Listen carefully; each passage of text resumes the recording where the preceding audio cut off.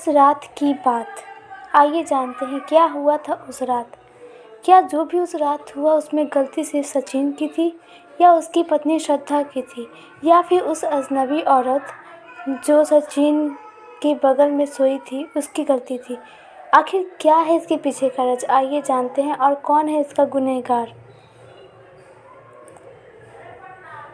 शाम वो खुशबू और अपरिचितता के मधुरिम स्पर्श के बीच डूबते उभरते सचिन को रास्ता पता ही नहीं चला।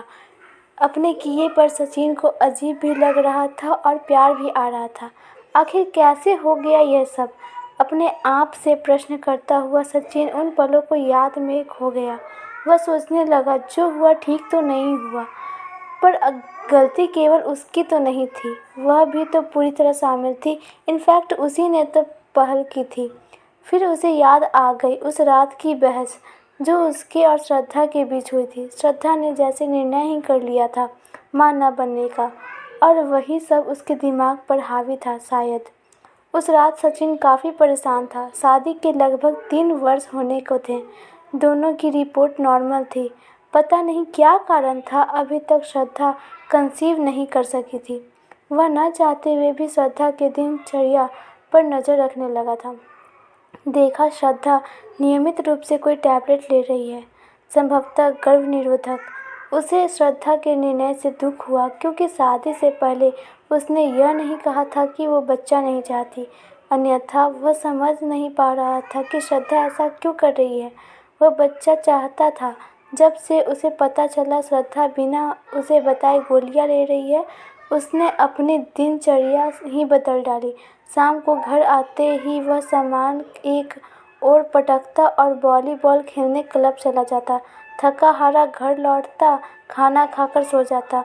रात यूं ही गुजर जाती। श्रद्धा की पहल पर भी सचिन का मन निजी पलों में नहीं रहता, और उस दिन श्रद्धा का फैसला सुनकर वह निराश हो गया। श्रद्धा माँ नहीं बनना चाहती थी। वह इन सब झंझटों से दूर चाहती थी। सचिन ने श्रद्धा की मम्मी से बात की, पर उन्होंने भी कोई संतोषजनक उत्तर नहीं दिया। उन्हें अपनी बेटी की फिक्र और करियर की ज़्यादा चिंता थी। सचिन देखता कि अधिकतर श्रद्धा वर्क फ्रॉम होम लेकर घर से ही काम करती। वह खुद अच्छा कमा लेता था। श्रद्धा की माँ को पेंशन मिल रही थी। इकलौती लड़की होने के कारण अपने पिता के छोरे अच्छे खासे बैंक बैलेंस की मालिक है वो। फिर भी उसे घर में नया मेहमान नहीं चाहिए। क्यों? आखिर क्या कारण था? ऑफिस के काम से सचिन अक्सर बाहर जाता था। इसी सिलसिले में वह दिल्ली जा रहा था कि अचानक हुए एक्सीडेंट के कारण आगे की ट्रेनें रद्द कर दी गई। उसे इटारसी में उतरना पड़ा। उसने क्लासरूम में सामान रख दिया। स्टेशन की गहमा गहमी से निजात पाने के लिए वह खेतों के किनारे चल पड़ा। सर्दियों में शाम जल्दी ढल जाती है। पेड़ों पर पक्षियों की भीड़ लगने लगी थी। इतने दिनों से काम की आपाधापी में वह शहर की गतिविधियों में इतना व्यस्त हो गया था, यहाँ तक का वातावरण उसे अजीब सी सुकून दे रही थी। उसकी नज़र एक पेड़ के नीचे बेतरबीन सी बैठी युवती पर ठहर गई। पास पहुंचकर देखा तो गाढ़े रानी रंग के पोशाक पहने वह युवती भी सचिन की तरह मुसाफिर ही लग रही थी। सचिन उसे नज़रअंदाज कर आगे बढ़ना ही चाहा था कि उसने पूछा, यहाँ ठहरने के लिए रूम कहाँ मिलेगा? उसके इस प्रश्न से सचिन को यह तो समझ आ गया था कि वो दोनों एक ही समस्या का हल ढूंढ रहे हैं, पर वह कोई तीव्रता उत्तर नहीं दे पाया। उसके पास रखे सामान को ध्यान से देखा। एक अटैची और एक बैग था। उसे चुप देखकर फिर उसने कुछ कहना चाहा। तभी सचिन ने कहा, मैं भी वही रूम ही खोज रहा हूँ। इतना सुनते ही वह उछलकर खड़ी हो गई, जैसे उसे कुबेर का खजाना मिल गया हो। उसने अटैची का हैंडल सचिन को थमाया और खुद बैग घसीटते हुए उसके साथ चलने लगी। थोड़ी दूर पर केबल लगे घर दिखाई पड़ने लगे।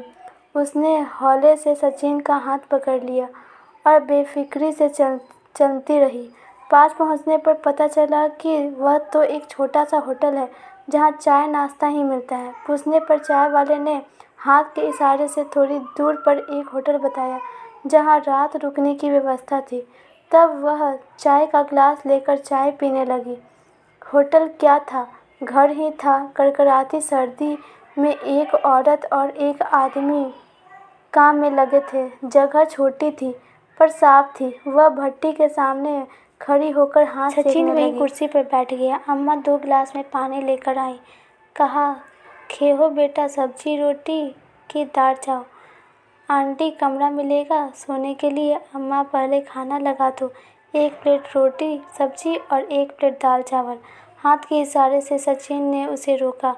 स्टील की 2 थालियों में खाना आ गया। खाना गर्म और स्वादिष्ट था। खाना खाकर वे कमरे में आ गए। बेडरूम के नाम पर केवल एक बेड थी और रूम था। बाहर की तरफ बाथरूम था जहाँ केवल नहाया जा सकता था। उसमें भी दरवाजे की जगह पर्दा लगा था। टॉयलेट का पूछने पर अम्मा ने दूर बने शौचालय की तरफ उंगली दिखाई। धूप अंधेरे में उसका पीला दरवाज़ा ही दिखाई दे रहा था।